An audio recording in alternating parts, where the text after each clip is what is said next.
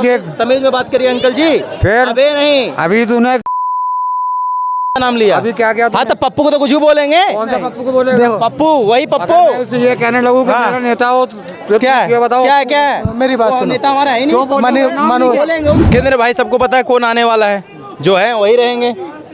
और कोई आ सकता है क्या? उनके बराबरी कोई कर सकता है क्या? कोई नहीं कर सकता ना। जो उन्होंने काम किया है कोई और तो कर नहीं सकता। ऐसा उसकी नहीं है। ऐसा क्यों लगता है कि कोई नहीं कर सकता? ऐसा क्यों नहीं लगता है ही भाई, है ही, पता है आपको।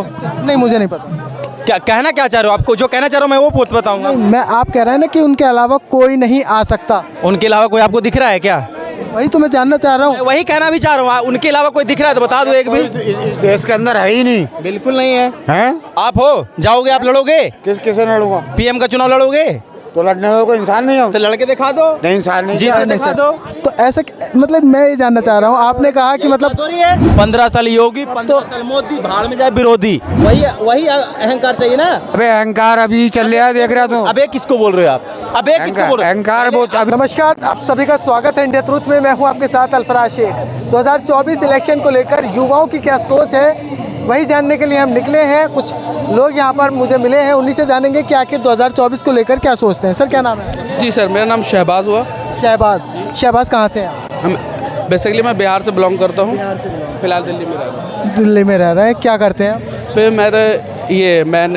मैं बैचलर डिग्री कंप्लीट किया हूँ अपना भी। तो क्या लग रहा है, आप युवा हैं, किस तरीके से देखते हैं? बीजेपी को 9 साल का कार्यकाल यहाँ पर हो गया है, 2024 का इलेक्शन नज़दीक है। सर हम लोग युवा हैं, हम लोग की पहली सोच यही है कि हम लोग को रोज़गार मिले। बिना रोज़गार के कुछ होगा नहीं। हम लोग कुछ दोस्त हैं अपने ऐसे ही घूमते फिरते रहते, रोज़गार मिल नहीं रहा। कोशिश करते हैं, उस कंपनी में जाते हैं, उस कंपनी में जाते हैं, जॉब मिलता ही नहीं है। एक वैकेंसी है, 100 लोग भरे पड़े रहते हैं। बहुत मुश्किल हो गया आज के डेट में जॉब मिलना। और कंपनी खुल नहीं रह रही है, कंपनी धीरे धीरे बंद हो रही है बहुत सारी। आप देख लीजिए, कोरोना के बाद बहुत सी कंपनी, अच्छी कंपनी बंद हो गई है। उससे हम लोग को बहुत दिक्कत हो रहा है, युवाओं को, जो खास करके बैचलर डिग्री कंप्लीट करते हैं और कुछ कर नहीं पा रहे हैं आज के डेट में। बस ऐसे ही घूमते फिरते रह रहे हैं। एक होता है जीविका चलाना और एक होता है रोज़गार पाना। कुछ लोग बोलते हैं ये करो, वो करना चाहिए, वो करना चाहिए, वो उससे नहीं। हम लोग को जीविका नहीं चाहिए, हम लोग को रोज़गार चाहिए। रोज़गार परमानेंट होता है, जीविका कुछ लोग अभी यहाँ पे सामान लेकर के बैठ गए, तो वो जीविका चलाना, वो रोज़गार नहीं हुआ। आज हम यहाँ बेच रहे हैं, कल वहाँ जाएंगे, परसों वहाँ रोज़गार चाहिए। परमानेंट रोज़गार चाहिए भाई। हम लोग जीविका नहीं चलाना चाहते, अपना घर नहीं सिर्फ हम लोग को नॉर्मल सी एक अच्छी जॉब मिल जाए। एक हम लोग युवा हैं, पढ़े लिखे, तो हम लोग पढ़े हैं। 13 साल के बाद हम लोगों ने 13 साल हम लोगों ने ये किया, 10th कंप्लीट किया, 12th किया, फिर उसके बाद बैचलर डिग्री कंप्लीट किया। इतना दिन हम लोग को पढ़ने के बाद भी हम लोग को जॉब नहीं मिल रहा। बस वही हम लोग का 2024 में मुद्दा है कि हम लोग को अच्छा एक रोज़गार मिल जाए। बस हम लोग को युवाओं के लिए, किसी को हम लोग ये नहीं बोलते कि हम लोग का घर चलाइए। आप युवा हैं, आप कह रहे हैं 2024 के लिए अहम मुद्दा रोज़गार है, लेकिन अब जो दिखाई दे रहा है मेन स्ट्रीम मीडिया में, जो दिखा रहे हैं, एजेंडा क्या चल रहा है आपकी निगाह में? देखिए, एजेंडा कुछ खास नहीं है, बस मुद्दे को ज़्यादातर लोग मुद्दे को मोड़ देते हैं। बात होती है रोज़गार की, बात होती नहीं है।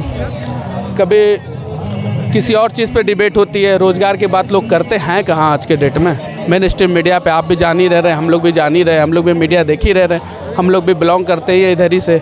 तो मेन स्ट्रीम मीडिया हम लोग को मुद्दा मोड़ दिया गया है, मुद्दे पे बात होती नहीं है ढंग से। सर क्या नाम है? जी, मेरा नाम आरिफ हुआ। आरिफ कहाँ से हैं? मैं यहाँ दिल्ली में शाहीन बाग में रहता हूँ। शाहीन बाग में रहते हैं। आप युवा हैं, आप किस तरीके से देखते हैं 2024 का इलेक्शन नज़दीक है, जिन टॉपिक्स पर बात होनी चाहिए, क्या आपको लग रहा है उन टॉपिक्स पर बात हो रही है? 2024 का इलेक्शन को मैं देख रहा हूँ कि ये पूरा का पूरा जो है रोज़गार पे और यूथ के हिसाब से होना चाहिए कि यूथ जो है हमारी इंडिया की, वो क्या चाहती है। क्योंकि इंडिया जो है यहाँ आप अभी फेस कर रहे हो प्रॉब्लम, बिजनेस सेक्टर यहाँ पे काफ़ी ज़्यादा अभी जो है ड्रॉप डाउन में आया हुआ है। यहाँ पे बिजनेस जो है काफ़ी बड़े लेवल पे डूब रहा है। बड़े बड़े स्टार्टअप जो इंडिया में फेल हो रहे हैं। तो यहाँ की गवर्नमेंट जो है ना कि बिजनेस पे सपोर्ट कर रही है, ना कोई स्टार्टअप पे फोकस कर रही है, और ना कि कोई जॉब सेक्टर में कोई काम कर रही है। बहुत सारी कंपनीज जो है बाहर से वो इंडिया में आना चाह रही हैं, क्योंकि यहाँ पे चीप लेबर है, हमारे पास इनसफिशिएंट लैंड है हमारे पास, इस वजह से वो आना चाह रही हैं। लेकिन यहाँ की गवर्नमेंट क्या कर रही है, इतना ज़्यादा वहाँ उन लोगों पे टैक्स बढ़ेन और इतनी सारी पॉलिसीज़ वहाँ पे टैकल आ रही है कि वो कंपनी इनफैक्ट इंडिया से छोड़ के जा रही हैं। तो इस लेवल पे यहाँ पे रोज़गार जो है ख़त्म हो रहा है। तो 2024 का इलेक्शन जो है पूरा का पूरा रोज़गार पे और इंडिया की इकनॉमी को कैसे बूस्ट किया जाए उसके ऊपर होना चाहिए मेरे हिसाब से, ना कि मस्जिद मंदिर और धर्म के नाम पे या फिर किसी पार्टी के नाम पे कि वो पार्टी वो करेगी।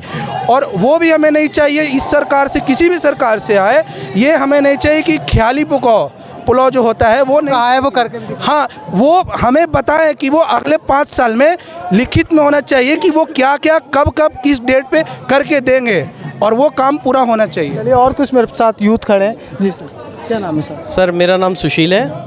मैं आज ये कहना चाहूँगा कि भाई इस टाइम जो है ना तो किसी को मंदिर चाहिए ना किसी को मस्जिद चाहिए, हर इंसान को इस टाइम पेट भरने के लिए जॉब चाहिए, जिसके लिए इंसान मारा फिर रहा है।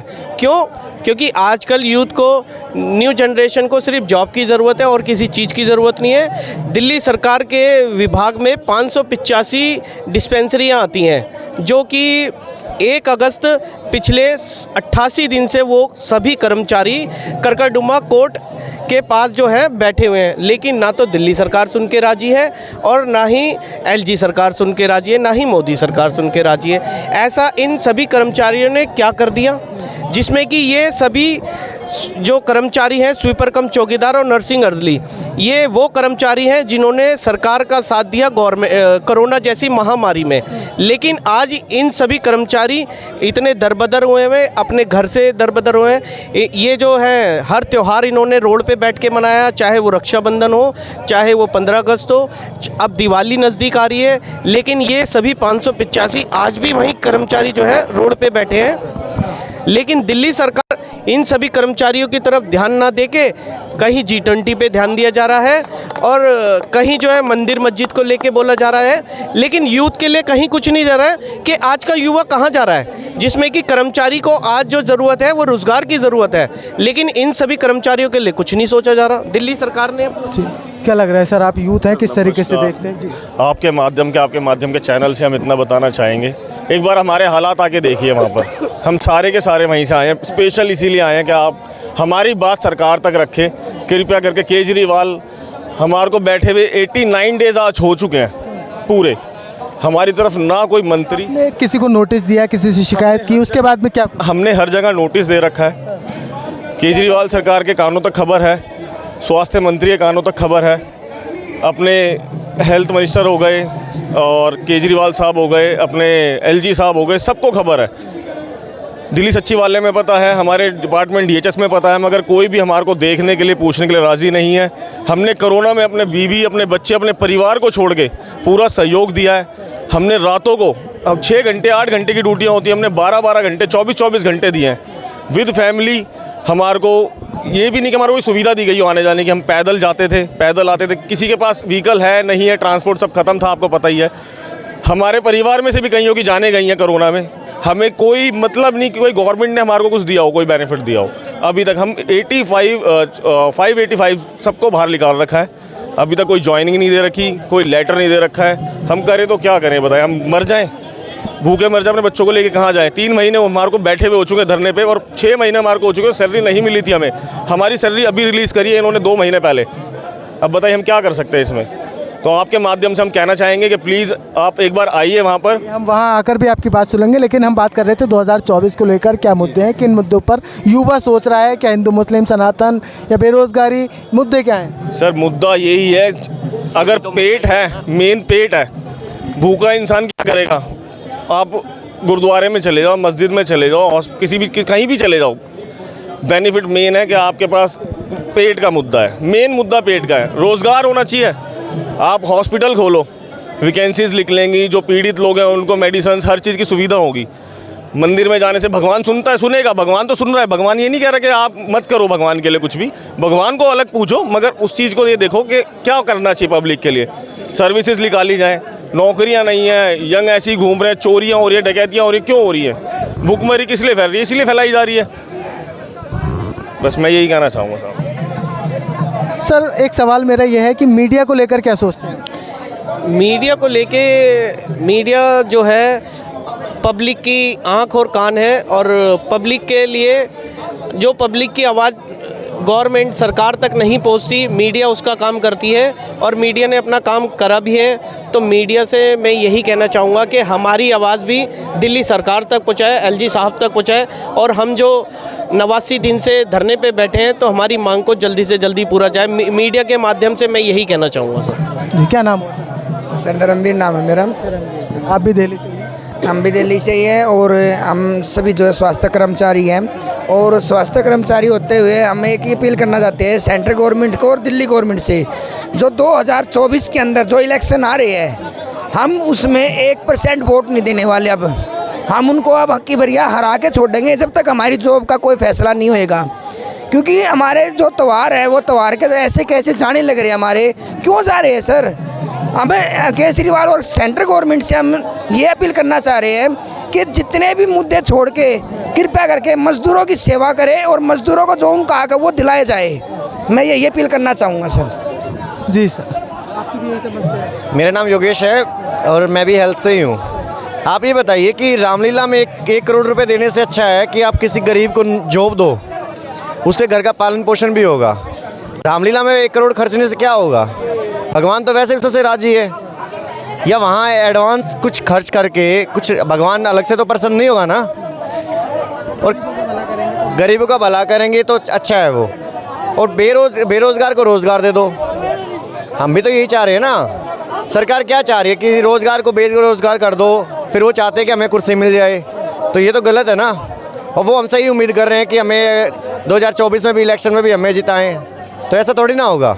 हमने इतनी उम्मीदें करके केजरीवाल को वोट दी थी कि भाई ये चलो हमारा कुछ देखेगा, जो औरों ने नहीं किया वो शायद ये कर दे, लेकिन इसने तो उससे भी बुरा हाल कर दिया। स्वास्थ्य से ही सब कुछ चल रहा है और वो उसी को बदनाम कर रहा है।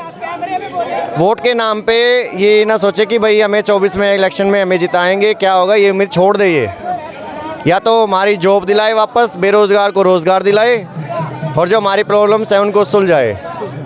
जी, क्या नाम है? मेरा नाम मुकेश ठाकुर है। मुकेश, क्या करते हो? हैं? क्या करते हो? काम करते हैं सर, जॉब करते हैं। तो 2024 इलेक्शन को लेकर क्या सोच रहे हो? क्या लग रहा है कौन आ रहा है? किस में, केंद्र में या दिल्ली में? केंद्र भाई सबको पता है कौन आने वाला है, जो है वही रहेंगे। और कोई आ सकता है क्या? उनके बराबरी कोई कर सकता है क्या? कोई नहीं कर सकता ना। जो उन्होंने काम किया है कोई और तो कर नहीं सकता। ऐसा की नहीं है। ऐसा क्यों लगता है कि कोई नहीं कर सकता? ऐसा क्यों नहीं लगता है ही भाई, है ही, पता है आपको? नहीं, मुझे नहीं पता। क्या कहना क्या चाह रहे हो? आपको जो कहना चाह रहा हूँ मैं वो बताऊंगा। मैं आप कह रहे हैं ना कि उनके अलावा कोई नहीं आ सकता, उनके अलावा कोई आपको दिख रहा है क्या? वही तो मैं जानना चाह रहा हूँ। वही कहना भी चाह रहा हूँ। उनके अलावा कोई दिख रहा है तो बता दो एक भी। इस देश के अंदर है ही नहीं। बिल्कुल नहीं है। हैं? आप हो, जाओगे, आप लड़ोगे, किसे लड़ूंगा? पीएम का चुनाव लड़ोगे तो लड़ने में कोई इंसान नहीं हो। तो लड़के दिखा दो। नहीं, इंसान नहीं। जीत के दिखा दो। तो ऐसा मतलब मैं ये जानना चाह रहा हूँ, आपने कहा कि मतलब भाई मोदी है, मोदी ही आएंगे। आएंगे, वो बात सही है कि आएंगे, जनता जिताएगी तब आएंगे ना। जनता, भाई जनता उनके साथ है भाई, देश का 140 करोड़ उनके साथ है, तो भाई वही आएंगे, दूसरा कोई तो विकल्प नहीं है। विकल्प ही नहीं है। बिल्कुल नहीं है। अभी से डॉट कंपनी बिखर गई है। भाई इनकी सोच जो है ना, इनके दिमागों को लग गया जंग। ये अभी 24 में सब पता चल जाएगा, जो भी होना होगा आ जाएगा रिजल्ट सामने। भाई साहब, मैं ना, मेरे से एक बंदे नहीं 50 बंदे शर्त लगाए हैं 2014 से 19 तक और 19 से 24 तक, और एग्रीमेंट साथ लगा लो, ठीक है। 14 में भी आए, 17 में भी आए, 17 में योगी जाए, 19 में भी आए और 24 में आएंगे। और ये मुंह फाड़ के बैठे हैं ना कि ये बनेंगे वो बनेंगे। भाई अपना तो पहले सही कर लो, कौन बनेगा तुम में से, और हमारा तो भाई तो तुमने बहुत सारी शर्त लगा ली होंगी तो बहुत कुछ जीते होगे तुम तो सर। भाई जीत तो गए हैं, पर पता है क्या करते हैं? ले भाई मुकेश, अरे क्या करें, हम तो मजाक काहे करता है, शर्त काहे लगाता है? हमारा भाई शर्त लगाते हैं जब अगला आदमी भरोसेमंद हो। जो हमारा भरोसेमंद मोदी जी है भाई, लगाते हैं कि बंदा जीतने वाला है और जीतेगा, उसके अलावा कोई विकल्प नहीं है। 15 साल योगी, 15 साल मोदी, भाड़ में जाए विरोधी। अब तो शर्त भी ऐसे से लगाओगी कि मतलब बहुत ज़्यादा जीत जाओगे, तो अब तो 100% से ज़्यादा श्योर हो। इस बार तो और भी तगड़ा शर्त लगाने वाला हूँ मैं।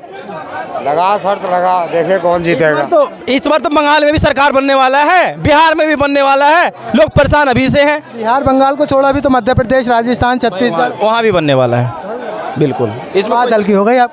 देखिए, मामा शिवराज सिंह अच्छा काम किए हैं। 15 साल पीछे छोड़ दिए, मैं उसमें नहीं कहना चाहता हूँ, बाकी इन 5 साल में बहुत काम किए हैं, अच्छा काम किए हैं। वहाँ के महिला, वहाँ के जेंट्स, वहाँ के लेडीज़ बहुत खुश है। एक बात समझ में नहीं आ रही, जब अच्छा काम किए हैं तो चेहरा फाइनल क्यों नहीं कर रहे बीजेपी? भाई मामा शिवराज सिंह है चेहरा, जब चेहरा है तो है, अलग थोड़ी कोई आएगा। आपको लगता है क्या अलग आएगा? नहीं आएगा भाई। राजस्थान में भी चेंज होने वाला है, राजस्थान में भी दूसरा योगी चेहरा भाई, दूसरा योगी पैदा ले लिया, आपने देख लिया होगा। अरे भाई आप देख लिए होंगे, दूसरा योगी राजस्थान में पहुंच गया है और राजस्थान में सरकार बनने वाला है बीजेपी का। और जो देश के भला करेगा उसके साथ पब्लिक है। रही बात ये 70 साल वाले का, इसका दाल नहीं गलने वाला है, समझे ना, दाल नहीं गलने वाला है। एक दिन घुस जाएगा। अहंकार जो है ना, अहंकार चाहिए आपको, बाबर अकबर हुमायूं वाला, वही अहंकार चाहिए ना। अबे अहंकार अभी चल रहा है, देख रहा तू। अबे किसको बोल रहे हो आप? अबे किसको बोल रहे हो? अहंकार वो अभी देख, तमीज में बात करिए अंकल जी। फिर अबे नहीं, अभी तूने नाम लिया अभी क्या क्या? हाँ तो पप्पू को तो कुछ भी बोलेंगे। कौन सा पप्पू को बोलेगा? देखो, पप्पू, वही पप्पू। ये कहने लगू कि हाँ। मेरा नेता हो तो क्या है? ये बताओ क्या है? क्या है? मेरी बात वो सुनो। नेता हमारा है नहीं, मनोज बोलेंगे उसको। दोस्त सुनो, पप्पू है, पप्पू है, पप्पू। बकवासबाजी हाँ, करेगा। इनको दर्द हुआ। सुनो मेरी बात मनीष। पप्पू के नाम से, अरे सुनो, वो खुद पप्पू बना है भाई, गूगल। अरे गूगल करो, पप्पू आएगा। ये अहंकार नहीं तो क्या है? ये रावण पना नहीं तो क्या है? आलू से सोना बनाएंगे। वो मेरी बात जाके बात जो सुनो। है ना, किसी पप्पू के साथ भाई साहब आलू को सोना इज्जत बनाएंगे नहीं जाने पप्पू के के। साथ जाके। और रही बात उनकी देखो सुनो, और रही देखो बात- मेरी बात सुनो, मेरी बात सुनोगे? मेरी बात सुनोगे? नहीं लेना, तुमको मोदी से लेना, हमको नहीं लेना। हैं? देखो सुनो, देखो सुनो। बेकार की बात कर रहे हो। अरे मनीष सुनो यार, बात हमारी भी सुनोगे नहीं? उनका क्या हम अपना, पाकिस्तान के साथ चल जाए? अब उनका अधिकार है, वो किसी राहुल गांधी को सुने या हमारा मोदी को। अधिकार है, विरोध करें आप भाई। आपका अधिकार है, आप किसी को भी। भाई हमारा भी अधिकार है। और 14 से पहले किसी का औकात नहीं था किसी के कांग्रेस के भी विरोध करने का, ठीक है? ये मोदी जी का देन है कि बीजेपी के भी विरोध करो, कांग्रेस के भी करो, आम आदमी पार्टी के भी करो, जिसका मन हो उसका मतलब करो। 14 से पहले कांग्रेस का विरोध भी नहीं कर सकते थे? बिल्कुल, लट चलती थी यहीं पे लट चलती थी सीधा। अभी भी लट चलाएगा, अभी भी लट चलाएगा। जो गलत करेगा बिल्कुल चलेगा लट, क्यों नहीं चलेगा? बुलडोजर आ जाएगा। कानून नहीं क्या होगा? हैं भाई, कानून है बुलडोजर बाबा। तो लट चला नहीं क्या था? भाई बुलडोजर बाबा जहाँ चलता है ना, लट वगैरह ऑटोमेटिक साफ हो जाता है। यूपी में देखे ना भाई साहब, यूपी का देखे ना, मतलब कहना क्या चाह रहे हो? 15 मिनट वाला कहना चाह रहे हो क्या आप? सुनो, मैं बताता हूँ, इनको दिक्कत हो रहा है मोदी से, ठीक है? तो भारत भारत कर रहे हैं, अभी आ जाएंगे योगी बाबा तो अखंड भारत करेंगे हम लोग। इनको दिक्कत मोदी से है, ठीक है? अब गाय वाला, अब मोदी भारत मोदी भारत, इनको क्या दिक्कत है? इनको ना मतलब है जीडीपी से, ना मतलब है इनको नेशनल प्रॉपर्टी लैंड से, ना मतलब है इनको जनधन योजना से, ना योजना उज्ज्वला योजना से मतलब है, ना कुछ से मतलब नहीं है। इनको है कि हम देश में रहेंगे, हमारा चाहिए, हमें खाना है, हमें जीना है, लेकिन साथ नहीं देना है। ये कहना बताते हैं, मोदी जी 75 साल के, अरे सुनिए, मोदी जी 75 साल के एज हो गया उनका, अभी भी 16 साल का लौंडा लग रहे हैं वो। और जो कह रहा है मैं युवा पीढ़ी हूँ, वो लग रहा है 100 साल का बुढ़ा, समझे ना? और रहा बात मोदी का, भाई मोदी है, ठीक है? जो देश के साथ है उसके साथ हम हैं, और जो देश के साथ नहीं है उसके साथ हमारा ये बिल्कुल, जो देश के साथ है उसके साथ ही सब होने चाहिए। हाँ जी, आज मैं बोलिए, इस लाइन पे ये भी आएंगे। बोलिए।